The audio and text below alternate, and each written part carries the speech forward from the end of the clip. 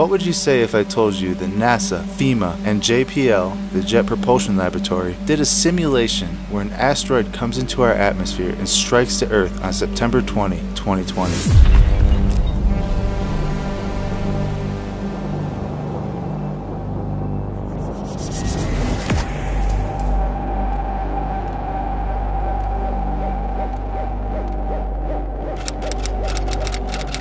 And the reason why they haven't been said is that they are largely classified.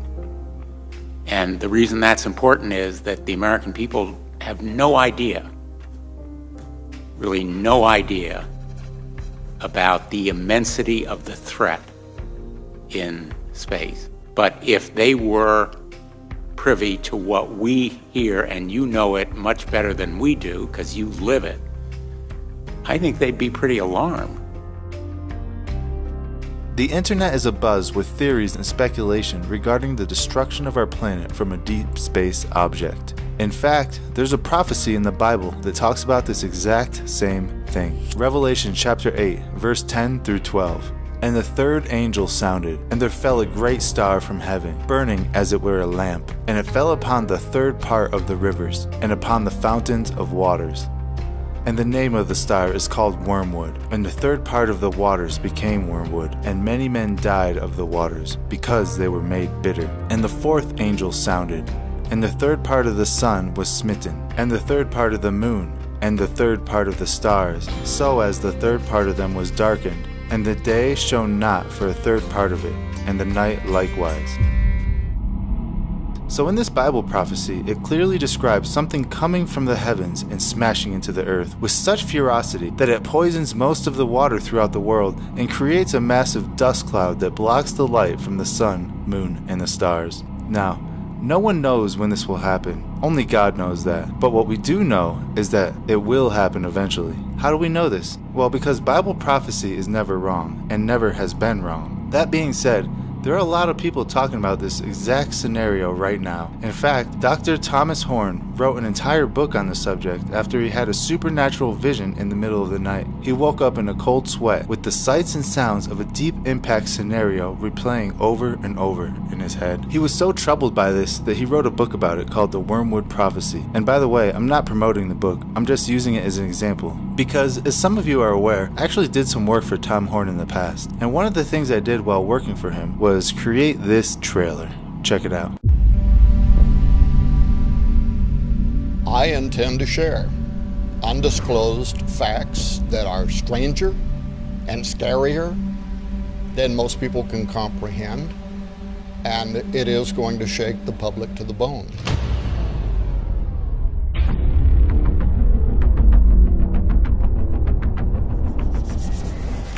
And yes, this involves a cover-up of the highest order by national space agencies, including NASA.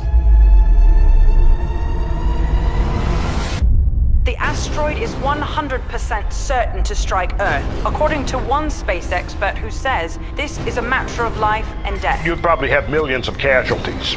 Is a planet-killing asteroid a possibility? NASA has determined that the threat is real. And the third angel sounded, and there fell a great star from heaven, burning as it were a lamp.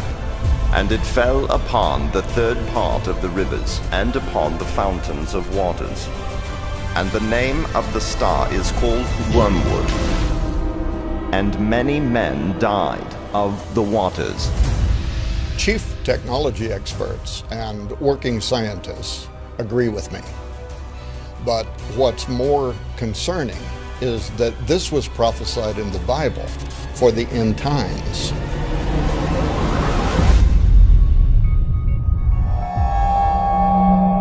Here's the thing. When I made this trailer for Tom Horn, I wasn't aware of the information I'm about to share with you.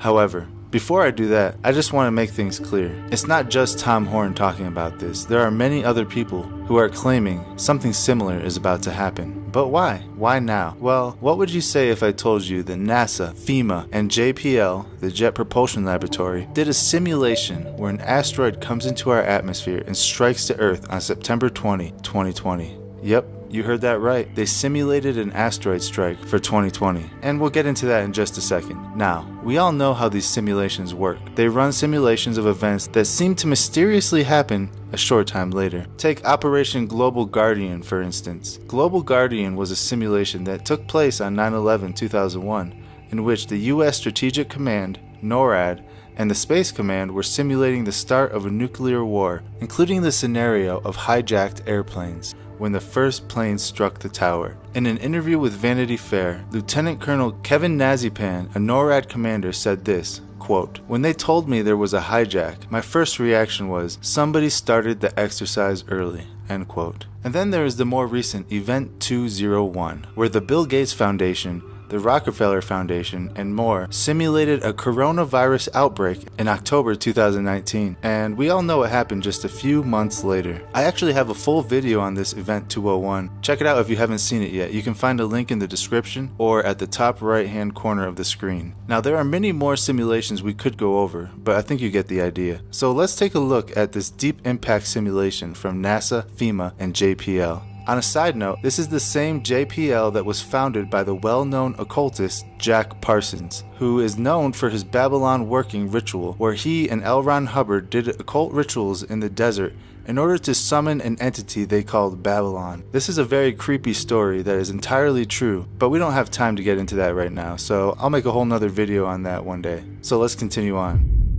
On November 4th, 2016, the simulation began. During this simulation, they find an object that is due to hit Earth on September 20th, 2020. Initially, this object had a 2% chance to hit, but later, they recalculated it to a 100% chance to hit. Let's read this together. This is from an official government website, jpl.nasa.gov. Quote, "What would we do if we discovered a large asteroid on course to impact Earth? While highly unlikely, that was the high consequence scenario discussed by attendees at an October 25th NASA FEMA tabletop exercise in El Segundo, California. The third in a series of exercises hosted jointly by NASA and FEMA, the Federal Emergency Management Agency. The simulation was designed to strengthen the collaboration between the two agencies, which have administration direction to lead the U.S. response. It's not a matter of if, but when we will deal with such a situation," said Thomas Zerbuchin, Associate Administrator for NASA's Science Mission Directorate in Washington. But unlike any other time in our history,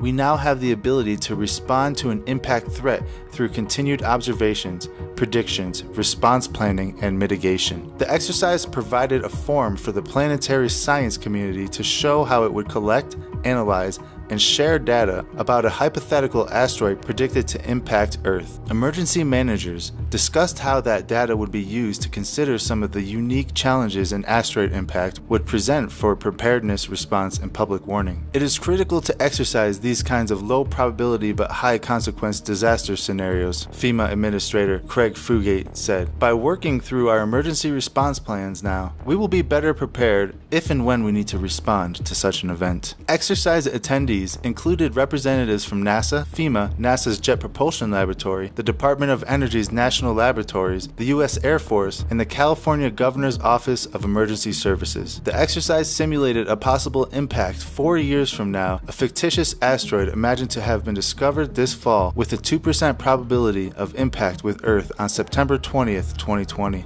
The simulated asteroid was initially estimated to be between 300 and 800 feet in size, with the possibility of making impact anywhere along a long swath of Earth, including a narrow band of area that crossed the entire United States. In the fictitious scenario, observers continued to track the asteroid for 3 months using ground-based telescope observations, and the probability of impact climbed to 65%. Then, the next observations had to wait until 4 months later due to the asteroid's position relative to the Sun. Once observations could resume in May 2017, the impact probability jumped to 100%. By November 2017, it was simulated that the predicted impact would occur somewhere in a narrow band across Southern California, or just off the coast in the Pacific Ocean. While mounting a deflection mission to move the asteroid off its collision course had been simulated in previous tabletop exercises, this particular exercise was designed so that the time to impact was too short for a deflection mission to be feasible. To pose a great future challenge to emergency managers faced with the mass evacuation of the metropolitan Los Angeles area, scientists from JPL, Lawrence Livermore National Laboratory, Sandia National Laboratory, and the Aerospace Corporation